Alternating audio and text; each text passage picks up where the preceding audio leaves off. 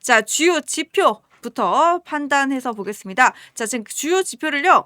일단 긍정적으로만 바라보기 조금 힘든 부분이 있긴 합니다. 왜냐? 코스피가 5,251.87로 급락을 했습니다. 그 이유가요. 삼성전자가 지금 17만 원대를 찍고 있고요.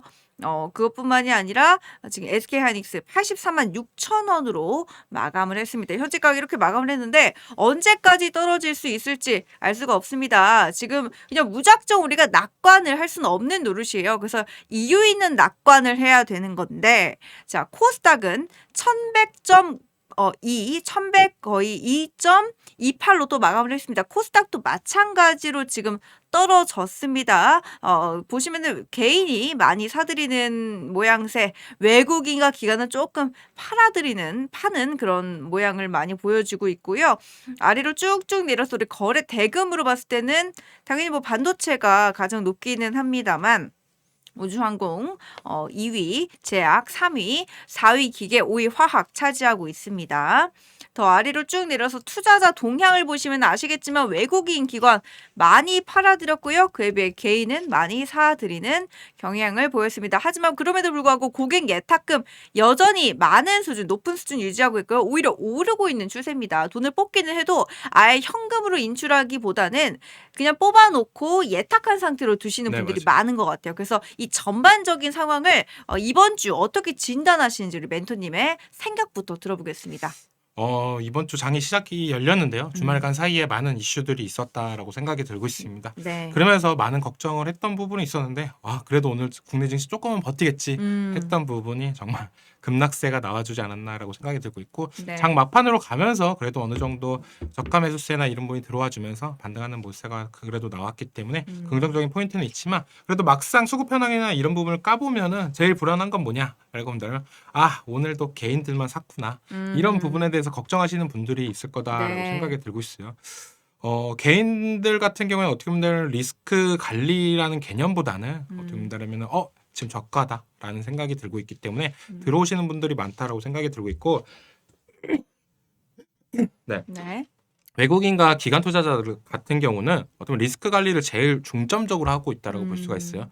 그렇기 때문에 개인들보다는 조금 더 보수적으로 투자를 하고 있다라고 생각을 하시면 되고, 네. 그런 부분이 시장에서도 잘 나타나고 있다라고 생각이 들고 있습니다. 음. 개인들이 근데 언제까지 담을 수 있냐, 이런 부분도 조금 더 체크해 볼 필요는 있겠지만, 그쵸. 그래도 또 웃긴 게 올라갈 땐 또 어느 정도는 팔더라고요. 네, 이게 요즘 개인들이 정말 어떻게 본다면은 과거에 같지 않다. 네. 옛날엔 개인들 따라가면은 망한다 이런 얘기도 있었는데, 요즘에는 개인들도 정말 잘하고 있다고 생각이 들고 있고, 제일 뭐 기관과 외국인 같은 경우는 전쟁이 끝나고 들어가도 그때 들어가도 늦지 않았다라는 심리로 지금 매매를 하고 있는 것 같다라고 본다면, 네. 개인들 같은 경우에 전쟁이 언제 끝날지 모른다. 막상 바로 내일 이제 합의하자, 뭐 이런 얘기가 나온다고 본다면 주가가 다시 한번 제자리로 갈 가능성은 있기 때문에 그런 심리가 계속적으로 작용을 하면서 매수를 어느 정도 하고 있다라고 생각이 들지만, 지금 막 폭발적으로 매수를 한다라고 느끼진 않아요. 그냥 저가로 분할 매수로 한다라고 느낌이 강한 뿐이지, 네. 지금 막 개인들이 사고 있으니까 나도 사야지 하면서 지금 현금을 다 쓰시는 게 아니라 조금씩 계속적으로 담아가고 있는 모세가 나와주고 있고, 그 대표적인 종목이 뭐 삼성전자랑 SK하이닉스에 나타나고 있습니다. 네. 또 개인들도 과거와 다르게 다른 종목들은 많이 안 보고 그래도 이 하락장에서 버틸 수 있는 종목들이 뭘까, 이런 고민을 하면서 삼성전자와 SK하이닉스를 담아간다는 거는, 저는 이거는 나쁘지 않은 투자라고 생각이 들고 있습니다. 네. 삼성과 SK하이닉스는요, 이따가 저희가 조금 더 나누어서 이야기를 해보도록 하겠습니다. 아마 이게 가장 궁금한 포인트가 아닐까 싶기는 해요. 지금 외국인 순매수 가장 많이 사고 있는 게 하나 에어로스페이스, 역시나 이제 방산과 관련된 네. 주다라고 보이고, 또 현대 로템과 SK스퀘어, 뭐 SK하이닉스와 관련된 종목을 사고 있고요. 기관 같은 경우에는 LIG 넥스원, 한미반도체, 하나 에어로스페이스, 포스코 인터내셔널 이렇게 사고 있는데, 이제 2등에 코스닥 150 레버리지가 있거든요. 그러니까 보시면은 아시겠지만 코스닥도 뭐 오른다 하지만 계속 횡보를 하고 있단 네. 말이에요. 근데 그런 와중에 코스닥 150 레버리지를 많이 사고 있다. 뭐 좋은 시그널로 보면 될까요? 좋죠. 그 음. 말이 뭐냐라고 본다라면 지금 네. 기관들 같은 경우에 코스닥에서 어떤 특정 종목을 사는 것보다는 음. 그냥 전체적으로 레버리지 투자를 하시는 게 낫다. ETF 투자를 하는 게 낫다라고 판단이 되는 거고 그건 또 개인들도 그렇다고 볼 수가 있습니다. 음. 아까도 뭐 삼성전자나 SK하이닉스를 개별 종목으로 담아가는 모습세가 나오고 있고 네. 코스닥은 뭘 사야 될지 모른다. 어. 하지만 그래도 이게 그래도 어느 정도 코스피보다 코스닥이 강한 모습세가 나오잖아요. 그쵸. 그런 이유가 왜 그러냐라고 한다면 대외적인 변수나 이런 부분에 대해서 코스닥이 그래도 그나마 덜 영향을 받아요. 왜냐? 시가총액이나 이런 부분이 낮기 때문에 개별 아. 이슈나 이런 부분이 더 불어준다면 올라가는 성향도 있다라고 보실 수가 있고 어. 주가가 코스피에 비해 상당히 가벼운 모습세가 있기 때문에 어. 그나마 조금 그런 부분에 있어서 낫지 않나라고 어. 생각이 드는 부분. 그리고 이번 주에 이제는 코스닥 액티브 ETF가 나옵니다. 이제 네. 거기서 이제 코스닥에서 좋은 종목들만 추려서 하는 건데 이제 기존에 우리가 ETF 투자를 하려고 한다면 코스닥 100 뭐 ETF를 했던 부분이 이제 액티브 ETF가 나온다고 본다면 거기에 또 매수세가 들어오면 또 신규 코스닥 관련된 종목들이 상승 랠리가 나올 가능성은 있기 때문에 그런 기대감 때문에 모아가고 있지 않나라고 생각이 들고 있습니다. 오히려 이렇게 무거운 애들이 이렇게 이런 대외적인 이슈가 생길 때 더 크게 영향을 받고 네. 평소에 이제 다양한 변수들로 인해서 오르락내리락 변수의 그 롤러코스터가 심했던 코스닥 장세가 오히려 조금은 더 잠잠한 그런 반대의 장세를 보이고 있다라는 거네요. 그리고 또 특징적으로 하나 네. 더 말씀해드리면 지금 기관들의 순매수세 한미반도체가 맨 위에 있잖아요. 네네. 근데 또 반대로 순매도에는 삼성전자가 있습니다. 아, 그래 한번 클릭해 보겠습니다. 그러네요. 네. 삼성전자는 파는데 왜 한미반도체는 사? 반도체 어. 끝난 거야? 안 끝난 거야? 아. 이렇게 생각을 할 수가 있잖아요. 투자자분들은 네네. 안 끝난 겁니다. 그럼 이건 끝났으면은 둘 다 팔았겠죠. 어. 근데 왜 삼성전자는 팔고 한미반도체는 사냐? 네. 지수가 지금 조정을 받을 때 우리가 어떤 현상이 나오냐라고 한다면 외국인과 기관들은 대형주를 던질 수밖에 없어요. 네, 리스크 관리를 한다고 했잖아요. 네네. 그러니까 오늘 장에서 코스피가 빠진 것보다 코스피가 지금 마이너스 6%대 하락이 됐었는데 네. 삼성전자 같은 경우에 지금 마이너스 거의 8%대가 하락됐어요. 그러니까 어. 지수보다 더 삼성전자가 많이 빠졌다. 아이고야. 라고 볼 수가 있는 부분이 있기 때문에 네. 그만큼 지금 기관과 외국인들은 대형주를 팔면서 지금 어떻게 보면 리스크 관리를 하고 있다. 비중을 그걸로 줄이고 있고 반도체가 끝나지 않았으니까 한미반도체나 코스닥에 상장된 반도체 소부장 쪽으로 집중된 수급세가 들어오고 있다라고 보실 수가 있고 네. 그렇기 때문에 아직은 저도 그렇고 반도체는 아직 안 끝났다라고 여겨지는 부분이 이렇게 볼 수가 있다라고 말씀을 네. 해드릴게요. 지금 이렇게 그냥 단순히 우리가 보이는 이 그림이 네. 그냥 전부가 아니다. 이 그림의 의미, 이 의미라는 것이 삼전이 끝났다라는 것이 아니라 우리 멘토님이 리스크 관리다라고 언급을 해주셨고요. 그리고 순 매수를 클릭했을 때 1위가 한미 반도체로 나온다라는 것도 함께 지켜봐 주셔야 된다라고 하시는데 우리 테스타로사님께서 그렇게 이렇게 말씀하시네요. 한국장이 재밌어요라고 하십니다. 네. 요즘에 더 재밌는 것 같다. 또 미장이랑 좀 다르게 흘러가는 양상이라서 더 재밌는 것 같아요. 이게 네. 박수를 잘 치면 재밌죠. 아, 네. 네. 내가 들어갔을 때 떨어지고 내가 파니까 올라가고 이렇게 엇박타면 정말 재미없는 장세가 나오는 네. 거고 조금 여유가 있는 사람들 같은 경우는 재밌는 장세입니다. 왜냐? 그래요? 계속 시장을 지켜봤는데 내가 이때까지 비쌌던 종목들이 싸졌어. 그러면 담어. 그리고 반등이 나와. 그럼 팔어. 이렇게 하는 분들은 재밌어요. 그러니까 그쵸. 욕심을 크게 안 부리는 거예요. 그러니까 우리가 생각하기에 지금 담아가는 물량이 V자 반등이 나오면서 다시 한번 전고점 돌파하고 끝까지 올라갈 거야. 네. 이렇게 될 가능성도 있지만 그래도 중요한 건 뭐냐? 현금을 계속적으로 갖고 있으려고 하시는 분들은 지금 그런 플레이를 하신다라고 본다면 재밌는 시장입니다. 왜냐하면 내일 또 떨어지면 나는 어차피 현금 있는 걸로 하고 지금 뭐 물려 있거나 수익권에 있는 종목들이거나 손실권에 있는 종목들은 다시 지수 반등하면 돌아올 거야. 네. 그렇다 본다면 내가 갖고 있는 현금으로 이거는 재밌게 놀아야지 하시는 분들은 재밌게 하실 수 있는 장이다. 왜냐?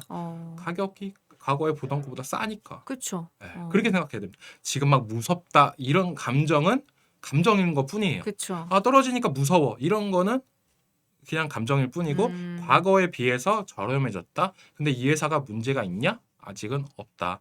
물론 지금 유가가 올라가거나 이렇게 될 경우에 약간의 마진 축소나 이런 부분은 될 가능성은 있겠지만 과거 사례를 봐도 유가가 계속적으로 그렇게 고점을 찍었던 적은 없지 않나라고 본다라면 그래도 재미있지 않나라고 말씀을 드립니다. 네. 그러니까 주식을 투자할 때 이거 전체적으로 적용이 되는 것 같네요. 내가 어떤 마인드로 투자를 하느냐, 그것까지도 연결이 되는 것 같습니다. 바닥이 언제가 될까요? 뭐 3전 15까지 여러 걸 보시는데 여러분 이거는요. 조금 뒤에서 저희가 알려드리도록 하고요. 자, 이제 장중 특징주와 주요 공시 요약으로 넘어가겠습니다. 자, 한미반도체 기관이 1등으로 사들였던 한미반도체가 3월 13일 4시 10분에 기업 설명회를 개최한다라고 하는데 뭐 좀 중요한 공시인가요?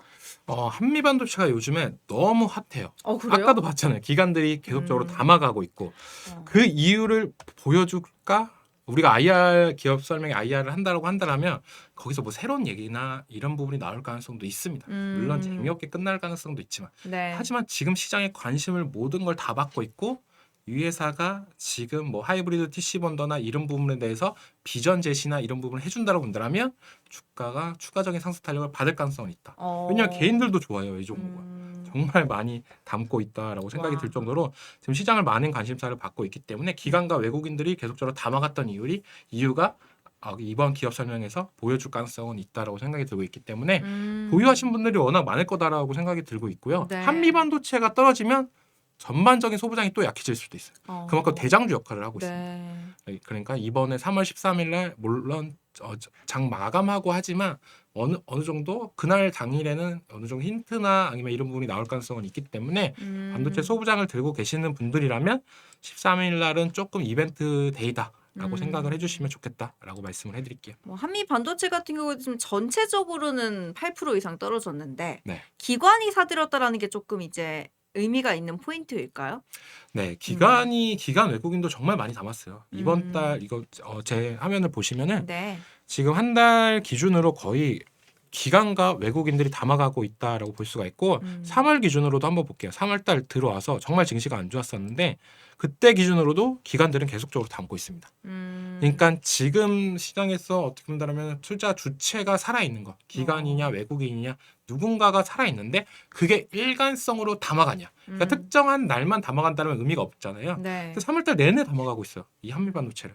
근데 반대로 삼성전자 팔고 있고 이게 조금 아이러니한 부분이 있다라고 볼 수가 있겠지만 아까도 얘기했다시피 어느 정도 리스크 관리 차원에서 지수와 변동성이 큰 삼성전자의 물량을 줄이고 한미반도체로 담아가는 모습에 아직까지는 결과적으로는 한미반도체 차트는 계속적으로 올라가고 있다. 삼성전자에 비해서 조금 더 나은 모습은 나오고 네. 있고요. 그런 모습세가 이번 IR 때 결정이 될지 아니면 재미없게 끝날지 알 수가 없죠. 아니면 여기서 악재가 나올지 악재가 나올 수도 있습니다. 설명회에서요? 네. 오. 왜냐하면 질문이나 이런 걸 하는데 자꾸 헛소리 하는 거. 우리 생각보다 길어지고 있다. 우리 개발 기간이 좀 길어질 것 같다. 이러면 악재죠. 그쵸. 근데 너무 빨리 되고 있다. 뭐 하루 만에 해줄 수 있어. 네, 그런 네. 부분이 있기 때문에 이벤트 데이다. 이벤트 데이는 긍정적인 본만 보는 게 아니라 그렇죠. 부정적인 것도 봐야 돼요. 우리 항상 이벤트만 이거 되게 좋은 거 아니야? 라고 생각을 한다라고 보면 매도죄가 나왔을 때 대응이 안 돼요. 네, 그렇게 보시고 나서 하시면 좋겠다라고 말씀을 해드리겠습니다. 와, 지금 한미반도체가 진짜 폼이 좋다 이렇게 한 줄 요약을 해주셨는데 두산 에너빌리티 같은 경우에도 우리 멘토님께서 거듭해가지고 이 기업은 여러분 계속 담아가셔야 되고 이 기업은 잠재력이 좋다라고 계속 얘기해 주셨던 그런 기업이잖아요. 두빌은 지금 현재 어떤 상황인가요? 두빌은 좋죠. 왜 좋냐? 여전히. 왜 좋냐라고 본다면 네. 유가가 올라가요. 왜 좋죠? 아. 유가가 올라가는데 원전 관련주, 발전 에너지 관련주가 왜 좋냐라고 네. 본다면 과거에도 그랬습니다. 과거에도 러시아 우크라이나 사태 고유가가 되면서 우리가 그때 많은 걱정을 했던 부분이 뭐냐? 네. 주도 가기가 무서워. 그러면서 어. 전기차 판매량, 하이브리드 판매량 많이 음. 올라갔어요. 기업 입장, 나라 입장, 국가 입장에서도 우리나라도 지금 이렇게 많이 주가가 떨어지고 있는 이유를 보자라고 보면 네. 이 석유, 유가에 대한 민감한 정책이 있는 부분이 크다라고 볼 수가 있습니다. 그렇다고 본다라면 어느 정도 조금 탈피할 가능성은 있다라고 생각이 들고 있고 그런 부분이 에너지 정책이나 이런 부분과 sek터와 맞아떨어지는 부분.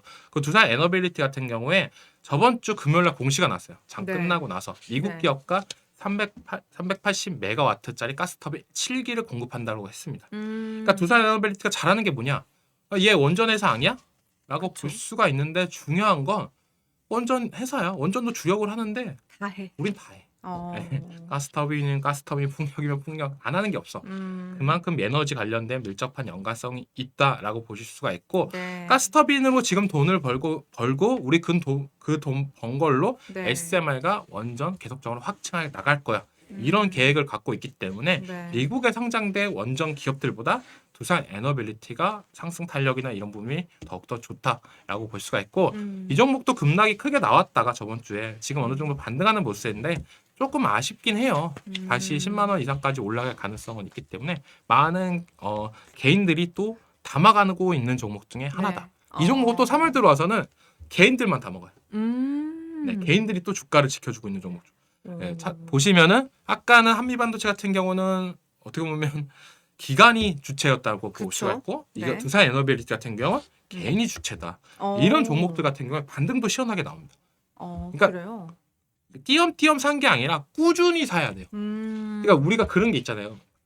정말 힘들어. 그죠. 힘들어 죽겠어. 너무 힘들어. 그러면은 내 마지막 남은 돈을 뭘 살까요? 힘들어 죽겠을 때 네.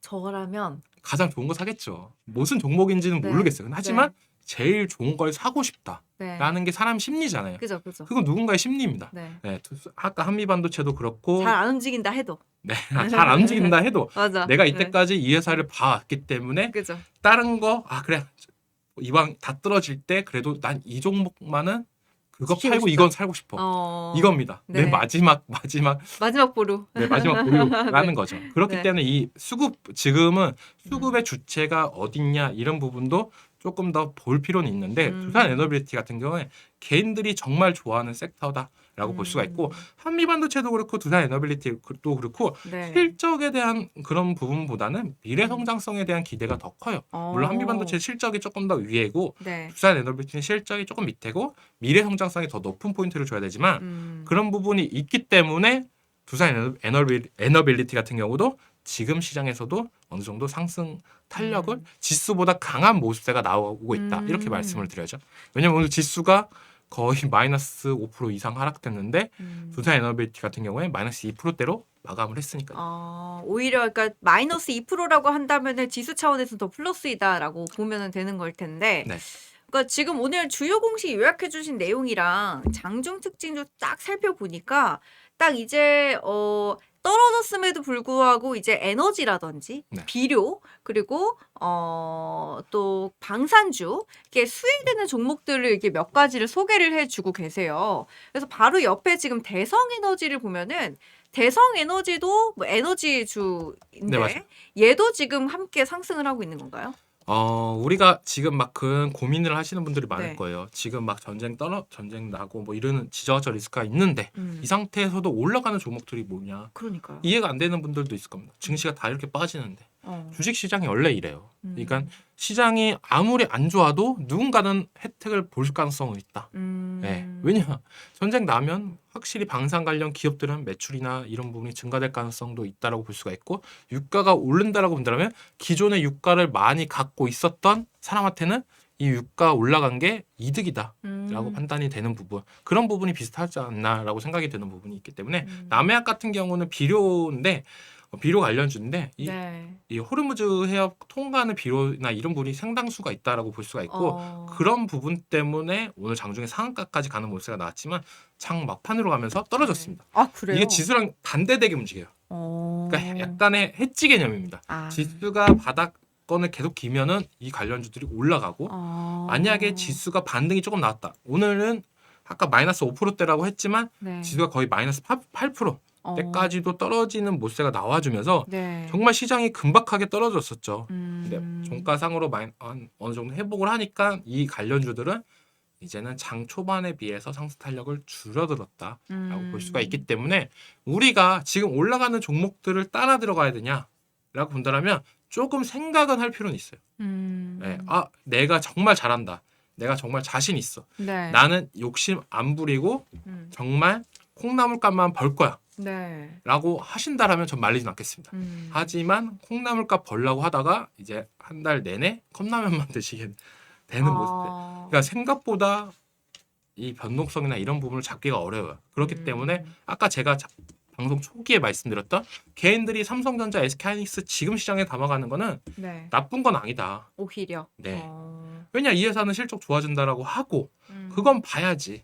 성적표는 보고 결정해야지.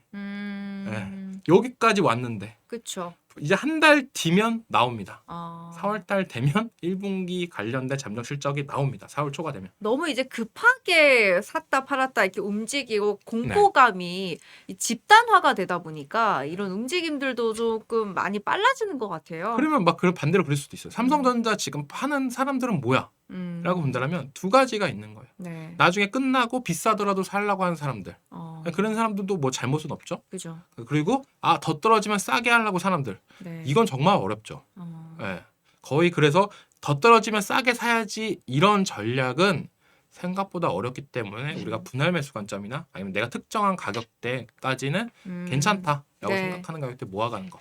저는 그래서 뭐 삼성전자, SK하이닉스 한해서는 어떤 전략을 써도 아직까지는 괜찮다라고 생각이 들고 있습니다. 네. 자, 그리고 코츠 테크놀리지 이 친구는 이제 방산 기업인 것 같은데 이제 LIG는 저희가 많이 나왔는데 네. 코츠 테크놀리지는 조금 생소합니다. 이것은 방산 기업인가요?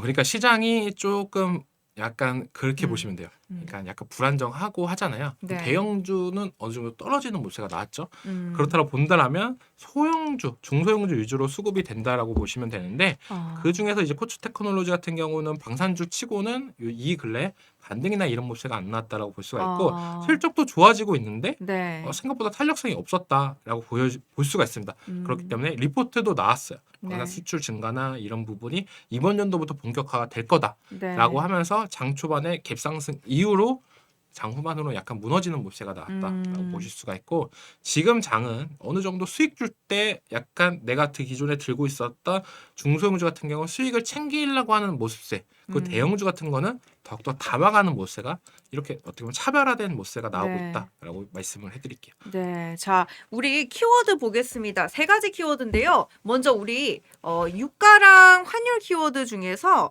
환율 키워드로 먼저 넘어갈게요. 지금 관련주 소식이 함께 얽혀 있는 키워드여가지고 환율을 띄워주시면요. 오늘 주도 섹터 특징으로요. 유가 급등에 따른 관련주들의 상승세 그리고 호르무즈 해협 봉쇄 속의 비료 공급망 우려로 지금 여러 가지 종목들이 주목받고 있다라고 적어주셨어요. 약간 제가 부연을 해드리면요. 관련된 뉴스 하나 가져왔습니다. 자, 호르무즈 해협이 사실상 봉쇄되면서 비료 공급 차질 우려가 커져서 관련주 영향을 받은 것이라 풀이된다라고 하면서 아까 보여주셨던 남해화학 주가 있죠. 남해화학 주가 상승했고 그거 말고도 효성 OMB, 누보, 롯데 정밀화학 KG케미칼, 농우바이오, 태경 BK 이런 애들이 주가가 올랐다라고 하는 건데요. 이제 호르무즈 해협이 봉쇄가 되면 수출길이 막히잖아요. 그러면 역내 산유국들의 원유 정제 활동이 감소함에 따라서 황을 원료로 하는 인산 비료의 생산도 함께 감소하는 추세로 들어간다라고 합니다. 조금 어렵긴 하지만 결국에는 호르무즈 해협 봉쇄가 원유 정제 활동 감소로 이어지고 그것이 인산 비료 생산 감소로도 이어지고 있기 때문에 비료에 대한 수요가 조금 더 강해진다. 쇼티지가 조금 더 강해진다. 이런 해석으로 읽어주면 될 것 같습니다. 비료 물량이 안 온다라는 거겠죠. 자, 우리 멘토님께서 지금 이 두 가지 아까 설명해 주신 거랑 연장선상으로 봐야 될 텐데 그러면 근본적으로 우리가 어떤 섹터를 조금 더 지켜봐야 되는지 이 두 가지 진단, 두 가지 네. 관점에서 한번 봐주시겠어요? 지금 같은 경우는 어떻게 본다면은 요 관련된 유가 급등에 따른 관련주의 상승세가 나타났다고 해서 네. 따라 들어가는 건 저는 위험하다. 위험하다. 어. 우리가 쉽게 생각할 수가 있어요. 유가가 급등했어. 네. 그럼 유가가 떨어지면 이 종목도 떨어지네. 이렇게 생각을 할 수가 있죠. 네. 그렇다 본다면 지금의 유가가 맞는 가격이냐? 음. 뭐 우리가 흔히 쉽게 주유소 기준으로 말씀해 드릴게요. 휘발유 2,000원이 자주 볼 수 있는 가격이냐라고 본다라면 자주 볼 수 없는 가격이죠. 그렇죠. 그럼 오늘 올랐던 유가 관련주들은 지금 가격대는 다시 보기 힘든 가격대가 반대로 될 수가 있는 거죠. 그렇죠. 네, 왜냐?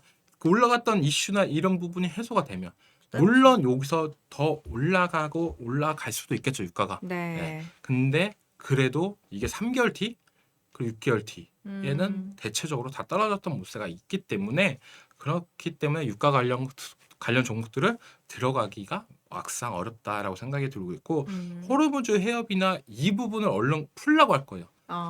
이게 안 되니까 봉쇄가 되니까 이제는 유조선이나 이런 부분이 움직일 수 없으니까 네. 계속적으로 유가가 올라가고 있다. 왜냐?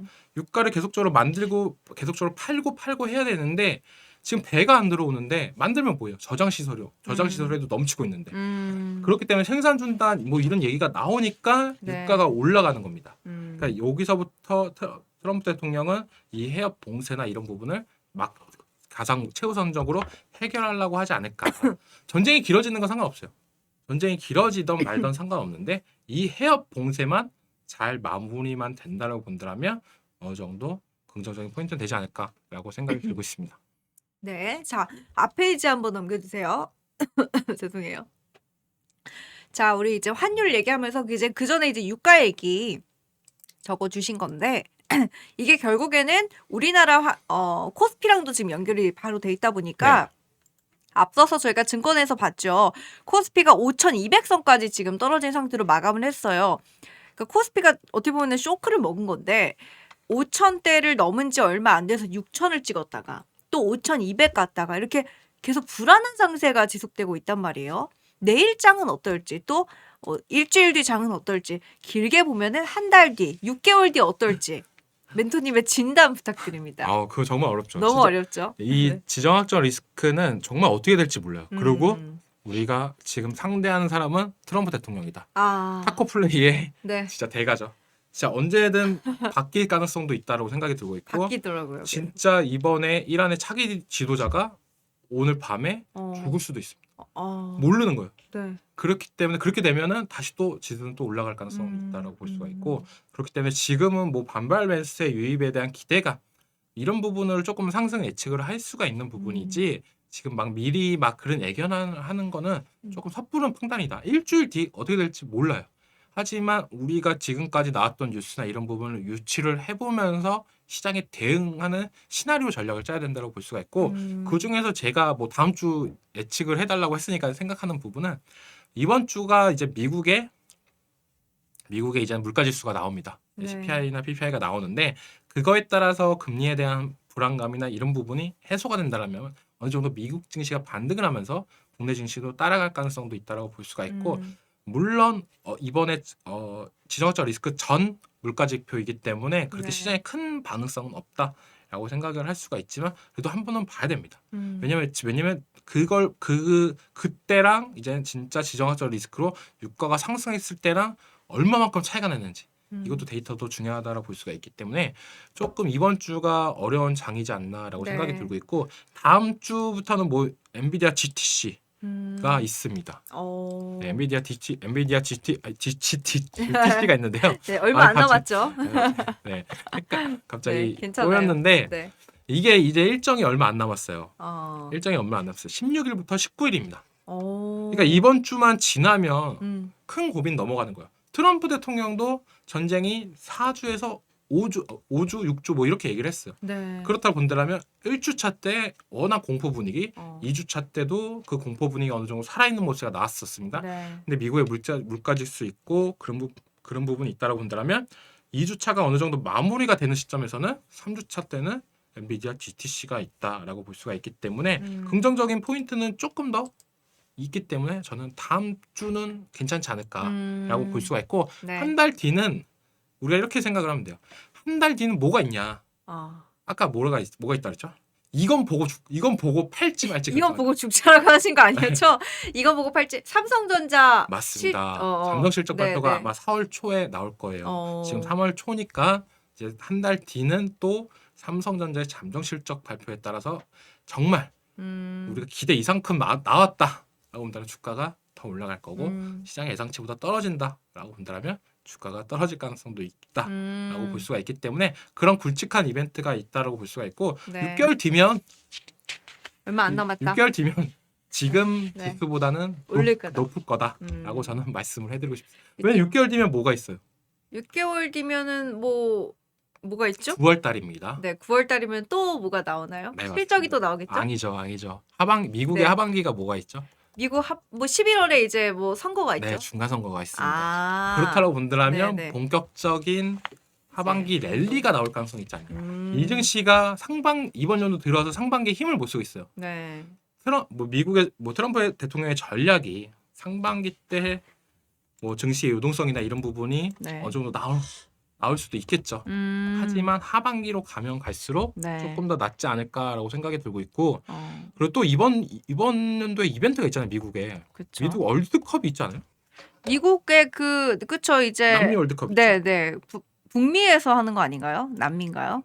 네. 어. 미국과 캐나다, 멕시코에서 하죠. 네네. 네. 이게 있는데 여기에서 이제 우리가 포인트를 봐야 될 게 이 전에는 끝나겠지. 네, 불확실성이 어느 정도 해소가 되겠지. 네. 그러니까 전쟁에 대해서 어떻게 보면 시간차를 계속적으로 보자라고 본다면 네. 가면 갈수록 긍정적인 포인트가 더 많다고 느껴지잖아요. 그렇기 때문에 지금 개인들이 담는 게 저는 결코 나쁜 게 아니다라고 말씀을 해드리는 겁니다. 자, 이제 삼성전자 키워드로 넘어가겠습니다. 멘토님이 앞서서 말씀을 해주셨지만요. 삼성전자 하이닉스 오늘 이제 10% 가까이 급락을 했는데, 이제 코스피가 급락한 거에 비해서도 훨씬 더 큰 퍼센트지로 급락을 해서 많은 분들이 지금 두려움 내지는 기대감, 둘 중에 하나에 빠져 있습니다. 근데 워낙에 말씀하신 것처럼 삼성전자가 성과가 또 좋게 나오고 또 이제 곧 발표되는 실적까지는 좀 지켜봐야 된다라고 이야기를 해주셨지만요. 우리가 이제 해외적인 변수 말고도 국내적인 변수로 가장 크게 작용하는 게 어떻게 보면 노동자들의 활동인데 현대차가 이제 로봇계 아니면 아틀라스 이야기를 한 이유로 현대차의 그 산업에 있는 그 노조 현장 노동자들이 단 한 대도 드릴 수 없다라고 하면서 그 다음날 현대차 주식이 확 빠졌었잖아요. 근데 오늘 아침에도 뉴스를 확인을 해보니까 노란봉투법이라고 이제 노동관계 조정법 약간 교섭하는 관련된 법안인데 이 법안이 내일부터 시행이 된다고 맞습니다. 하더라고요. 네. 그래서 뭐 관련된 산업계에서도 만약에 당신들이 이 사용자가 우리의 말을 듣지 않으면 우리는 단체 행동, 더 나아가 쟁의 행동을 하겠다라고 지금 예고를 한 상태라서 조금 많이 위축이 된 상태란 말이에요. 근데 지금 가져와 주신 거 보니까 총파업 이건 어떤 내용인가요? 네, 삼성전자 이제 노조에서 얘기가 나오는 부분이 네. 이제는 우리도 하이넥스만큼 성과급 제도나 이런 부분을 투명하게 하자라는 아, 얘기가 나오고 있어요. 그거에 네. 대해서 이제 5월 총파업 관련해가지고 투표를 진행합니다. 찬반 투표죠. 네. 여기서 뭐 총파업에 참여할지 반대할지 뭐 이런 부분인데 음, 만약에 파업을 하게 되면 정말 큰일이죠. 반도체 음. 공장이 멈춘다라고 본다라면 정말 삼성전자 입장에서는 막대한 손실이 될 가능성도 있다라고 생각이 들고 있고 이번 연도가 삼성전자한테 정말 중요합니다. 정말 죽쓰다가 HBM 이제 납품하기 시작했어요. 맞잖아요. 근데 여기서 이런 모습을 엔비디아한테 보여줘? 안 돼. 안 되죠. 네. 그러면은 엔비디아 입장에서는 우리 계속 물량 받아야 되는데 너네 뭐 하는 거야? 약간 그 제3자가 봤을 땐 그러죠. 네. 네, 그런 부분이 있기 때문에 빨리 끝나는 게 어떻게 보면 다 좋지 않나라고 생각이 들고 안 하는 게 제일 좋죠. 그래서 개별 종목으로 지켜봐야 되는 게 삼성전자 플러스 이건 좀 마음이 아프죠. 네. 휴머노이드 기업도 봐야 된다. 아. 삼성전자의 밸류체인 기업이죠. 네. 밸류체인 기업인데 레인보우 로보틱스까지도 이런 노조 현상이나 이런 부분이 나온다고 본다면 네. 현대차를 보고 어떻게 보면 우리도 생각을 한 게 있잖아요. 음. 현대가 정말 로봇의 진심인 이유는 어떻게 보면 어느 정도 노조도 있다라고 하는 게 시장의 어떤 심리잖아요. 네네. 삼성전자도 이런 부분이 계속적으로 나온다라고 본다면 이 휴머노이드 산업이나 이런 부분이 더욱더 가속화가 될 가능성도 있다라고 생각이 들고 있고 레인보우 로보틱스 같은 경우도 이번 연도에 이제 신공장이 완성이 됩니다. 네. 그거에 따라서 이제는 수주에 대한 기대감과 맞물릴 가능성은 있기 때문에 삼성전자나 레인보우 로보틱스를 조금 더 지켜보자. 근데 지금 떨어지는 게 이 총파업이나 이런 부분 때 떨어지는 게 아니에요. 이건 아마 투표가 끝나고 나서 아마 그때부터 이제는 어느 반영이 될 정도 거고. 우려가 나오지 않을까. 어, 이게 무서운 거예요. 찬반 투표가 진행이 되고 네. 이제는 어느 정도 결과가 나왔어요. 그럼 5월 전까지는 음. 며칠을 할지 모르니까요.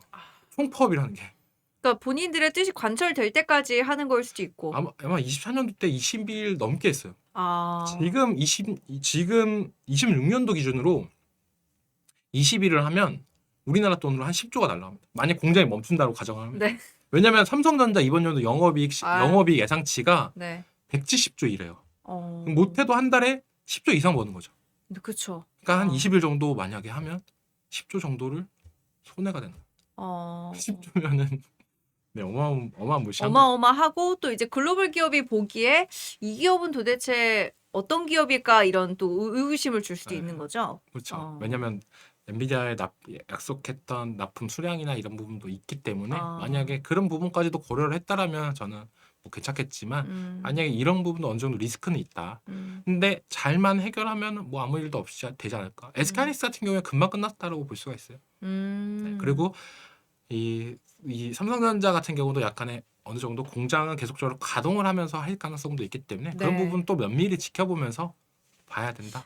그러면 지금 삼성전자가 17만 원대잖아요. 근데 말씀 주신 것처럼 삼성전자에 지금 반영된 악재는 삼성전자 내부의 문제가 아닌 글로벌 지정학적 문제로 인한 외국인이 빠진 결과다라고 해설을 해주셨는데 그렇다면 삼성전자 지금 들어가는 거는 조금 이른 건가요? 이거 나올 때까지 봐야 되나요? 삼성전자는 지금 들어가기에 막 이르냐 어. 빠르냐 아니면 어. 조금만 더 기다리냐라고 그쵸. 할 수가 있는데 네.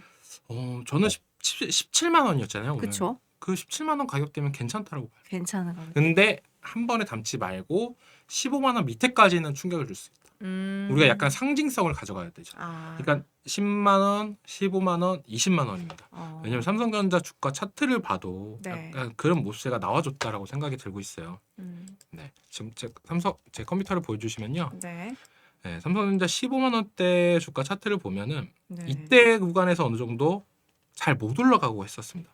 이때 구간이 딱 이때 구간이요. 네. 그리고 15만 원을 지키고 나서 15만 원을 또 지켜줬어요. 그러니까 어느 정도 강력한 지지선이죠. 근데 지금 20만 원대는 약간 그런 모습세가 없었어요. 그러니까 너무 가파르게 20만 원 이상까지도 올라가줬던 모습세도 있었고 떨어질 때도 가파르게 떨어졌어요.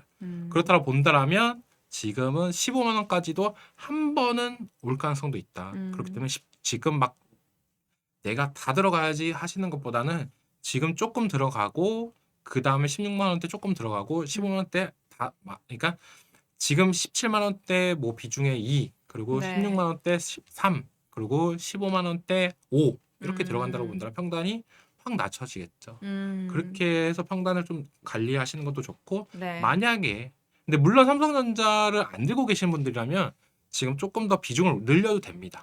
삼성전자 지금 들어갈 때 뭐 3 정도 들어가고 네. 뭐 16만 원대 3 정도, 15만 원대 4 정도 이렇게 들어가시는 것도 괜찮은데 물론 내가 들고 있는데 이 종목을 더 사고 싶어 하시는 분들은 약간 조금 지금 많이 들어가시는 것보다는 천천히 사시면서 하시다가 반등 나오면 또 정리하고 아까 시장이 재밌다라고 하시는 분들 있잖아요. 네. 그런 분들은 그거예요.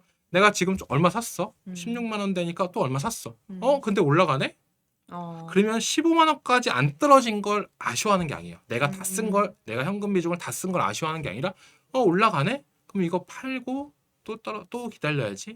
왜냐면 삼성전자가 급등 나올 때 몇 프로 올랐냐? 네. 이날 거의 9% 올랐습니다. 단기적으로. 그러니까 올라갈 때도 시원시원하게 올라갔어요. 네, 떨어질 때도 시원시원하게 빠졌지만. 아니 원래 삼성전자가 이런 모양새를 보이는 장이 아니었는데 네. 이제 확 바뀌어 버렸네요. 주도하는 뭔가 주인공이 됐어요. 그러니까 네. 우리 저는 네. 오늘 서킷 브레이크 네. 걸리고 뭐 사이드카 나오면서 이런 생각이 들었습니다. 네. 이걸 처음에 만든 사람도 네. 설마 지수가 이렇게까지. 이렇게까지 떨어지는 거를 이 3월 달에 이렇게 며칠 안 네. 된 사이에 계속적으로 볼 수 있을까라고 어. 생각을 하면서 만들었겠죠. 역사적이다라고 하더라고요. 그리고 역사적인 거예요. 네, 역사적인 네. 거. 지금은 정말 역사적이게 삼성전자가 오르고 아. 역사적이게 떨어지고 있는 아. 모습들. 그러니까 와. 박자만 잘 맞추면 재밌는 장이고 네. 박자가 어긋나면 음. 죽을 맛이죠. 박자를 잘 맞춰야 된다. 타이밍도 잘 맞춰야 근데 된다. 박자를 맞추기 위해서는 네. 현금도 있어야 돼요. 그리고 좀 기다릴 수도 있어야 네, 돼요. 그건 좀 제가 거의 준비한 오늘 교육 자료에 있으니까요. 좋습니다. 자, 삼성전자 살까 말까 고민된다라고 하시면은 분할해서 사시라라고 조언을 해주셨고요. 여기서 국내 악재로 조금 더 떨어질 수 있는 변수가 있기는 합니다만 아직까지는 괜찮다라고 바라봐 주셨습니다. 18일이니까 꽤 길어요. 그래서 이거 좀 지켜봐야 돼라고 하셨다가 나중에 이제 오르고 나서 후회하실까 봐 제가 한번 질문을 드려봤고요. 자, 이제 다음 키워드 오늘 밤 뉴욕 증시 관전 포인트 3가지 가보겠습니다. 트럼프 대통령, 전쟁, 물가 마찬가지로요. 오늘 국내든 또 미증시든 다들 다 전쟁과 관련된 이야기들입니다. 자, 트럼프 대통령 키워드부터 볼게요. 자, 미국 시장 키워드에서 트럼프 대통령 이란 새 지도자 내 승인 없이는 오래 못 버틸 것이다. 평화 위한 아주 작은 대가일 뿐이다. 뭐 등등 뭐 이야기를 많이 했지만 뭐 우리 멘토님께서는 이 트럼프 대통령의 어떤 발언 하나하나 믿지 못하시잖아요. 믿지 못하진 않죠. 네. 저는 믿어요. 네. 그러니까 뭐 예컨대 우리 트럼프 대통령이 이야기를 했던 것이 마치 이란의 어떠한 지도를 전부 다 바꿀 것처럼 얘기를 했지만 실질적으로는 신정 체제여도 상관없이 약간 베네수엘라처럼 간섭을 해서 미국의 우호적인 정부를 가져오겠다라는 게 목표다라고 약간 선회하는 입장을 밝혔는데 문제는 이 이란 새 지도자 지금 나온 지도자 뒤에 페이지 바로 보여주시면 아시겠지만 이 하메네이 후계자 있잖아요. 모제타바 이 사람이 전혀 미국에 우호적이지 않다면서요. 더 강경파다라고 볼 수가 있고 베네수엘라랑 이란이랑은 좀 차이점이 있습니다. 베네수엘라는 그래도 거기는 그런 이득을 위한 모임이다라고 볼 수가 있고 이란 같은 경우는 종교가 더 강하죠. 여기는 거의 신적으로 보십니다.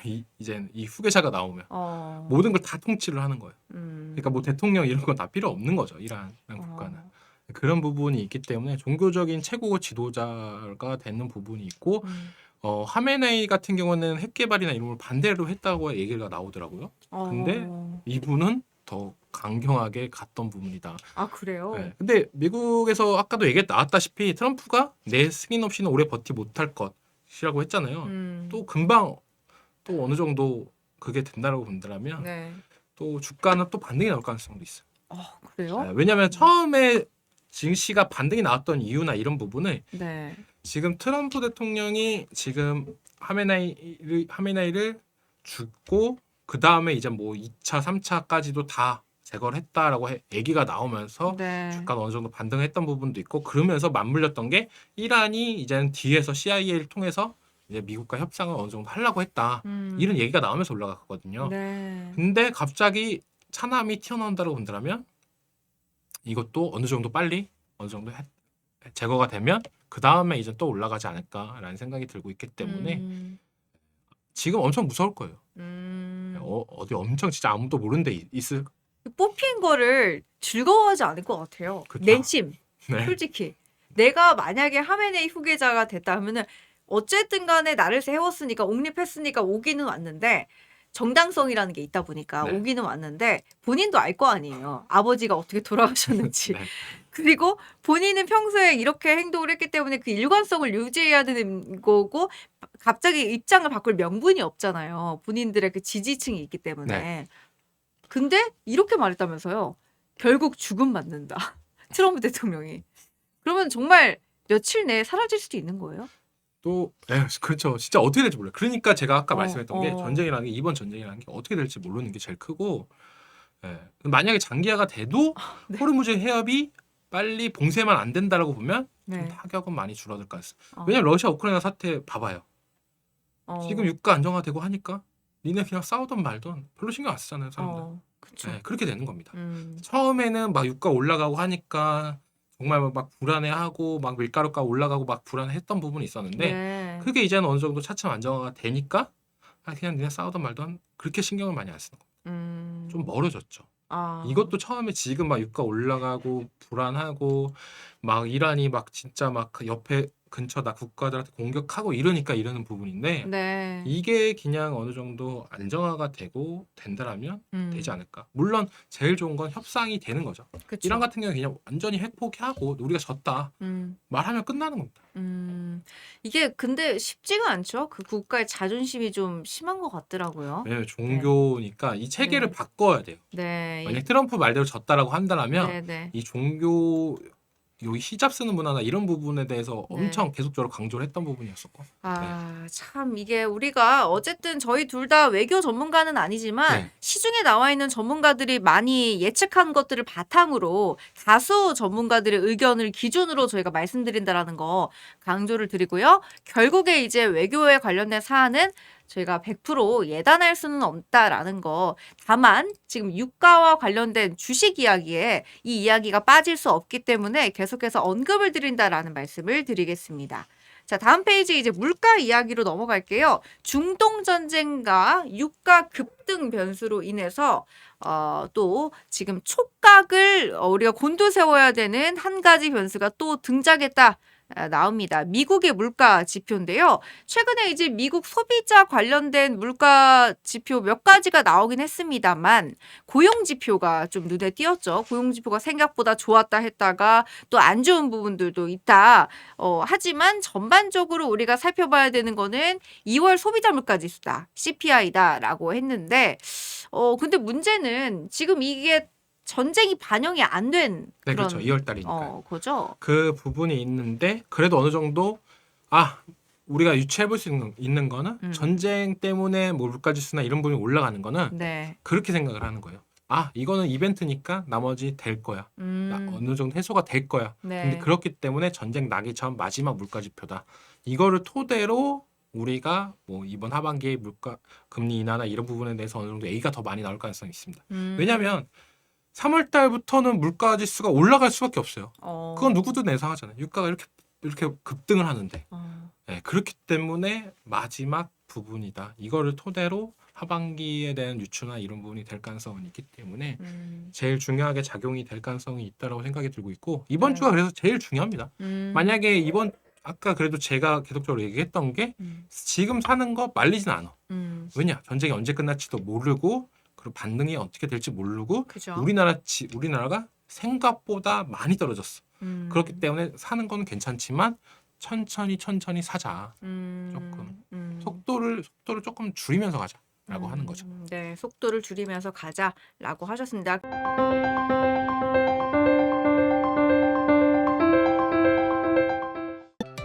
다른 영상도 즐기시려면 구독 버튼을 꼭 눌러주세요.